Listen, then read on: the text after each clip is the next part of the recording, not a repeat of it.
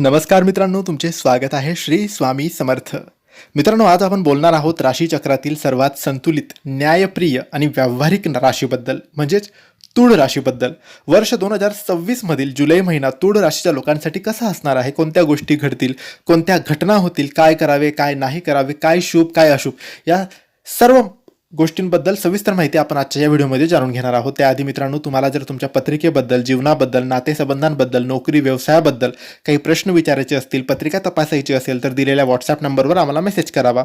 तुमच्यावर कर्ज झालेलं असेल, पैसा टिकत नसेल, नोकरीत प्रगती नसेल, व्यापार चालत नसेल, नात्यात कटुता असेल, लग्न जमत नसेल किंवा अन्य कोणत्याही समस्या तुम्हाला भेडसावत असतील, त्रास देत असतील, चांगला काळ कधी येईल, हा वाईट काळ कधी संपेल, असे प्रश्न तुमच्या समोर येऊन उभे असतील तर एकदा पत्रिका तपासून त्यावर योग्य उपाय आणि योग्य सेवा केली तर आपण यातून लवकरात लवकर बाहेर पडतो. यासाठी पत्रिका तपासणं महत्त्वाचं असतं. योग्य काळ कळतो, वाईट काळ कधी संपेल हे सुद्धा कळतं.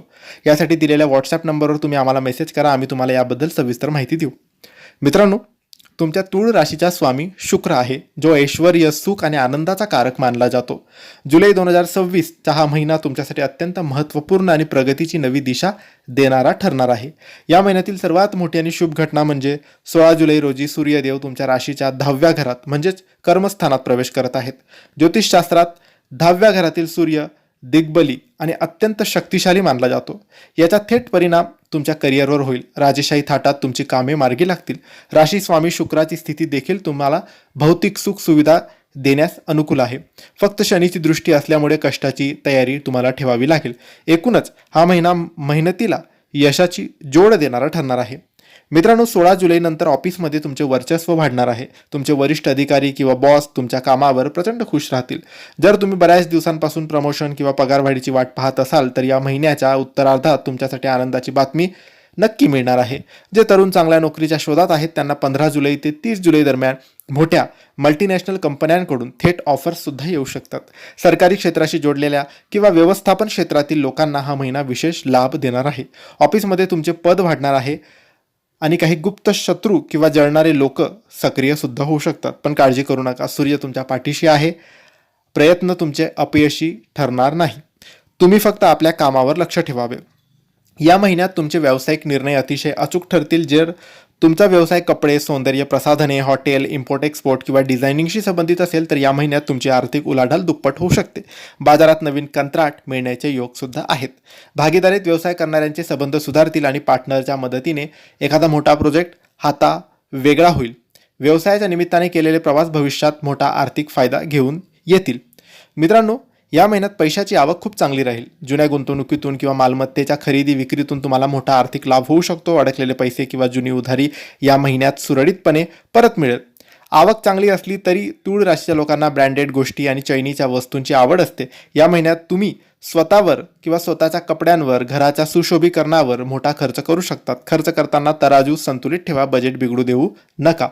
घरातील वातावरण अतिशय आनंदी आणि सौहार्दपूर्ण राहणार आहे. कुटुंबातील सदस्यांचे तुम्हाला पूर्ण सहकार्य लाभेल. जर पालकांशी काही जुने मतभेद असतील तर ते या महिन्यात संवादाने तुम्ही पूर्णपणे मिटवू शकतात. घरातील वातावरण उत्साही ठेवण्यासाठी किंवा एखाद्या धार्मिक कार्याचे आयोजन करण्यासाठी महिन्याच्या शेवटचा आठवडा उत्तम आहे. नातेवाईकांचे घरी येणे जाणे वाढणार आहे. पती पत्नीतील नाते या महिन्यात अधिक घट्ट आणि रोमॅन्टिक राहील. तुमचा जोडीदार तुमच्या कार्यक्षेत्रात तुम्हाला खूप चांगली मदत किंवा सल्ला देऊ शकतो, जो तुमच्यासाठी फायदेशीर ठरेल. एकमेकांबद्दलचा विश्वास वाढेल. महिन्याच्या मध्यात जोडीदारासोबत कुठेतरी फिरण्याचा प्लॅन सुद्धा होऊ शकतो. जे लोक लव्ह रिलेशनशिपमध्ये आहेत त्यांच्यासाठी हा महिना अतिशय अनुकूल आहे. तुम्ही तुमच्या पार्टनरसोबत खूप आनंदी क्षण घालवाल. जर लग्न करायचे असेल तर घरातील मोठ्या मंडळींशी बोलण्यासाठी हा महिना उत्तम आहे. सिंगल लोकांना या महिन्याच्या शेवटी एखादा चांगला काहीतरी प्रवास घडू शकतो किंवा चांगली बातमी मिळू शकते.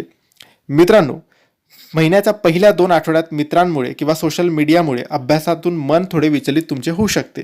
परंतु 15 जुलै नंतर तुमची एकाग्रता पुन्हा वाढेल. जे विद्यार्थी स्पर्धा परीक्षा किंवा उच्च शिक्षणासाठी परदेशी जाण्याची तयारी करत आहेत त्यांना या महिन्यात सरकारी विभागाकडून किंवा कॉलेजकडून सकारात्मक बातमी मिळेल. आळस, झटका आणि वेळेचे नियोजन तुम्ही करायला पाहिजे. कामाच्या धावपळीमुळे पायाचे दुखणे, पाठदुखी किंवा थकवा तुम्हाला जाणवू शकतो. हवामान बदलामुळे किरकोळ इन्फेक्शन किंवा सर्दी खोकल्याचे त्रास होऊ शकतात. कामाचा ताण मनावर घेऊ नका. वेळेवर जेवण आणि पुरेशी झोप घेणे तुमच्यासाठी अत्यंत आवश्यक आहे. सकाळी नियमित चाला, योगासनं करा, याने तुम्हाला लाभ होईल. मित्रांनो, तुम्ही या महिन्यात काय करावे तर संधींचा लाभ घ्या. आर्थिक बजेट नीट आखा आणि जोडीदाराचा सल्ला ऐकून घ्यावा. काय टाळावे? अहंकार टाळा, घाईघाईत कुठेही सही करू नका आणि उधारी कोणाला देऊ नका. शुभ रंग पांढरा आहे. शुभ अंक 6, 2, 8 आहे. शुभ दिवस शुक्रवार, बुधवार आणि सोमवार आहे. मित्रांनो, हा संपूर्ण महिना अधिक शुभ आणि समृद्ध बनवण्यासाठी तुम्ही महालक्ष्मीची उपासना करा. दररोज किंवा प्रत्येक शुक्रवारी माता लक्ष्मीच्या मूर्तीसमोर तुपाचा दिवा लावा आणि श्री सूक्त किंवा लक्ष्मी चालिसाचे पठण करा. यामुळे आर्थिक स्थिती तुमची चांगली होईल. तर मित्रांनो, हे होते तूळ राशीचे संपूर्ण जुलै महिन्याचे राशी भविष्य. तुम्हाला माहिती कशी वाटली आम्हाला नक्की कळवा.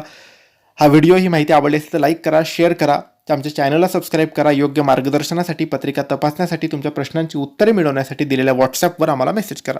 धन्यवाद. श्री स्वामी समर्थ.